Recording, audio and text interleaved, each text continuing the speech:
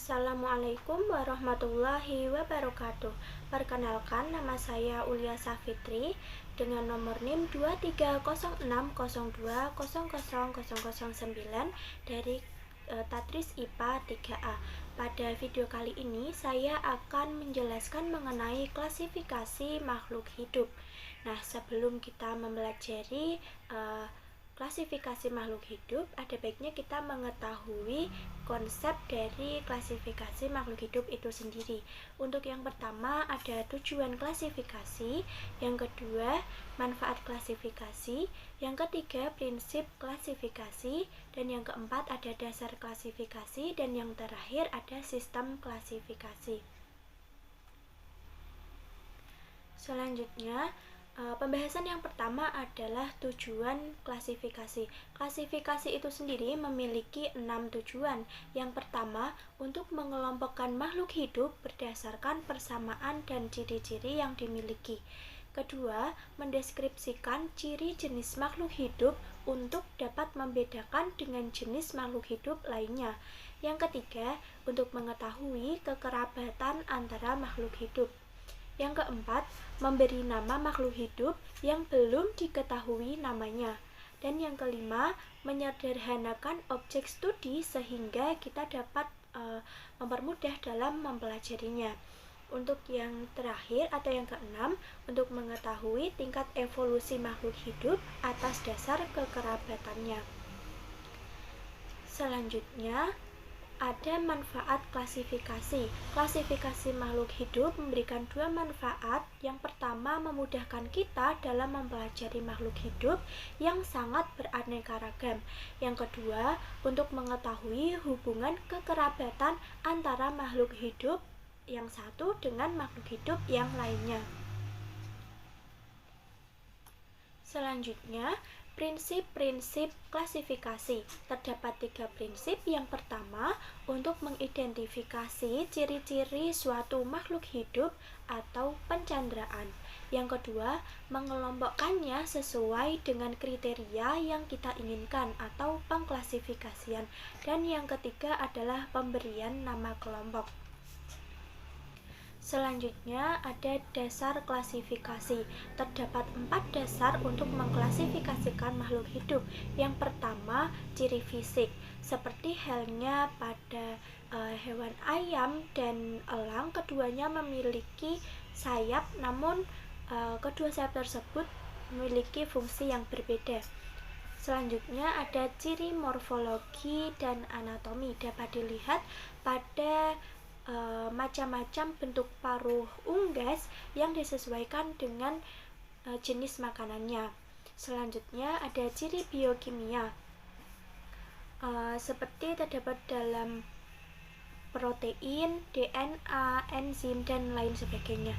Dan yang keempat, dasar klasifikasi yang didasarkan pada manfaatnya, seperti tanaman kencur, sirih, dan lain sebagainya yang diklasifikasikan berdasarkan manfaatnya. Selanjutnya kita akan mempelajari tentang sejarah klasifikasi. Sistem klasifikasi makhluk hidup telah dikenal sejak zaman dahulu. Ahli filosofi Yunani, yaitu Aristoteles, mengelompokkan makhluk hidup ke dalam 2 kelompok besar, yaitu kelompok hewan atau animalia dan kelompok tumbuhan atau plantae. Namun, keberadaan organisme mikroskopis belum dikenal pada saat itu. Nah, sistem klasifikasi makhluk hidup terus mengalami perkembangan seiring dengan berkembangnya ilmu pengetahuan dan teknologi.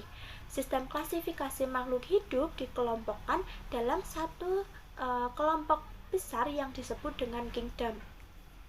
Sistem kingdom yang pertama dikenalkan oleh Carolus Linnaeus.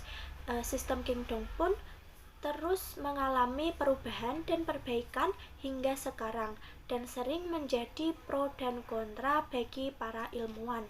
Nah, selanjutnya ada beberapa sistem klasifikasi menurut para ahli seiring dengan kemajuan ilmu pengetahuan dan teknologi.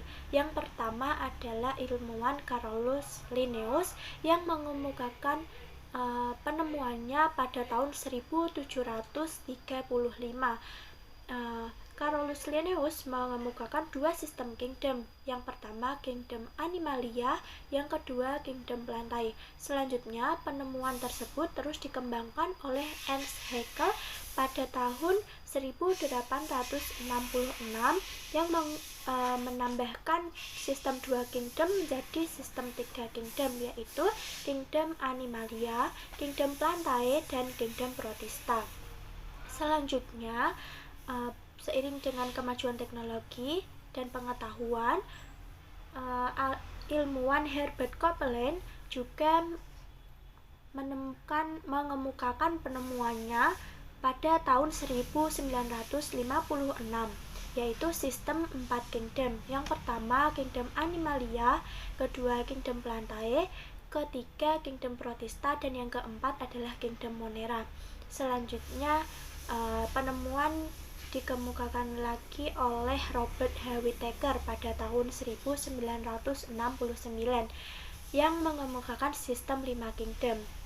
Yang pertama kingdom Animalia, yang kedua kingdom Plantae, yang ketiga kingdom Protista, yang keempat kingdom Monera, dan yang kelima kingdom Fungi. Selanjutnya yang terakhir adalah ilmuwan Carl Woese pada tahun 1970. Carl Woese menyatakan sistem 6 kingdom. Yang pertama kingdom Animalia, yang kedua kingdom Plantae, yang ketiga kingdom Protista, yang keempat kingdom Mycota, yang kelima kingdom Eubacteria, dan yang keenam kingdom Archaebacteria. Dari sekian banyak penemuan yang telah dikemukakan oleh para ilmuwan, namun klasifikasi makhluk hidup ini dibagi menjadi 5 kingdom yang menjadi standar klasifikasi hingga saat ini. Yang pertama adalah kingdom Animalia.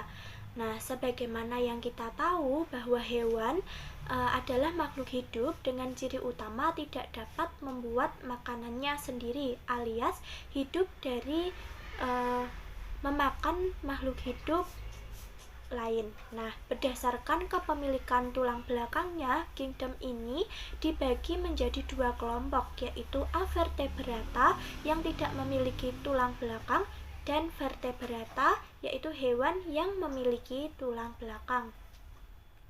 Selanjutnya kingdom Plantae atau tumbuhan. Nah, perbedaan mendasar antara Plantae dengan Animalia salah satunya yang paling jelas adalah pada dinding selnya.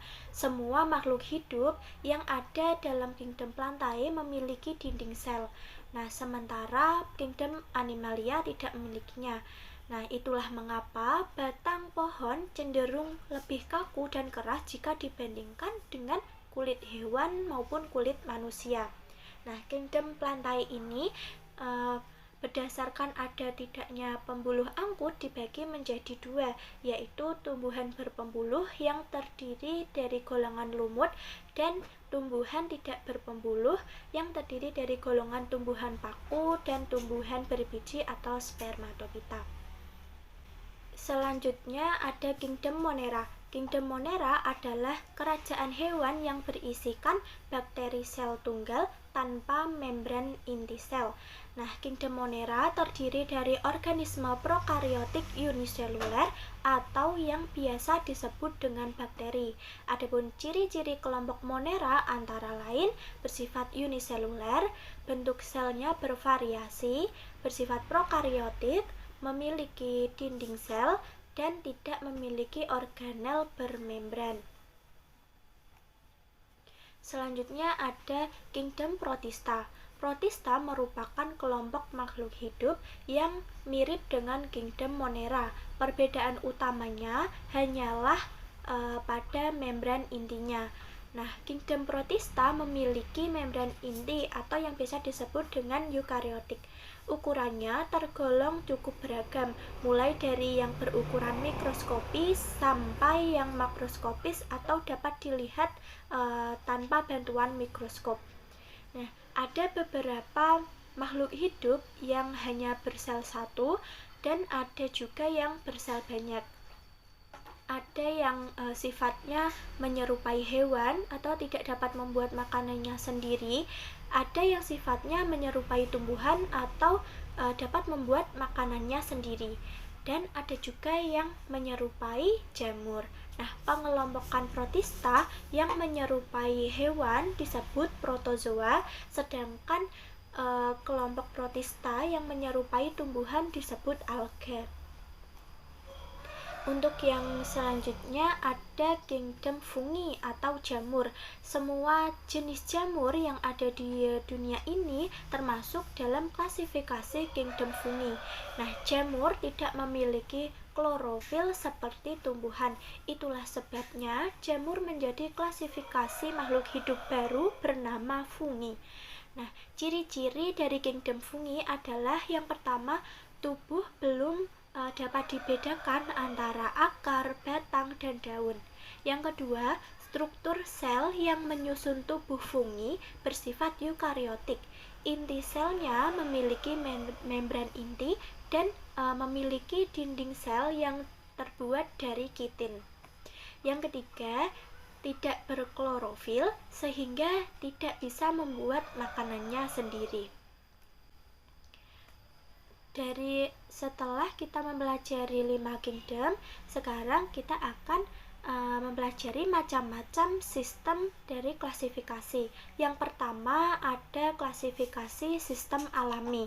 Klasifikasi sistem alami dirintis oleh Michel Adam dan Jean-Baptiste de Lamarck. Sistem ini menghendaki terbentuknya kelompok-kelompok takson yang alami.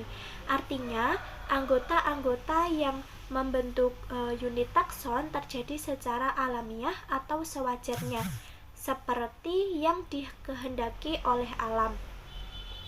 Sistem klasifikasi alami menggunakan dasar persamaan dan perbedaan morfologi atau bentuk luar tubuh secara alami atau wajar. Yang kedua, sistem klasifikasi sistem buatan.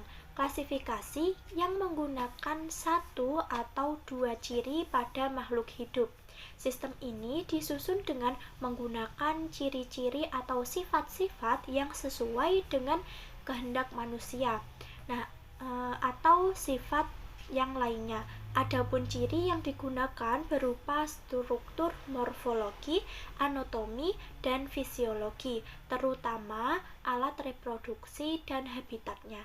Untuk yang ketiga, ada klasifikasi sistem filogenetik, disusun berdasarkan persamaan fenotip yang mengacu pada sifat-sifat bentuk luar, tingkah laku yang dapat diamati, dan pewarisan keturunan yang mengacu pada hubungan evolusioner sejak jenis nenek moyang hingga cabang-cabang keturunannya. Untuk penjelasan terakhir, ada urutan takson. Prinsip dan cara pengelompokan makhluk hidup itu menurut ilmu taksonomi adalah dengan membentuk tingkatan takson.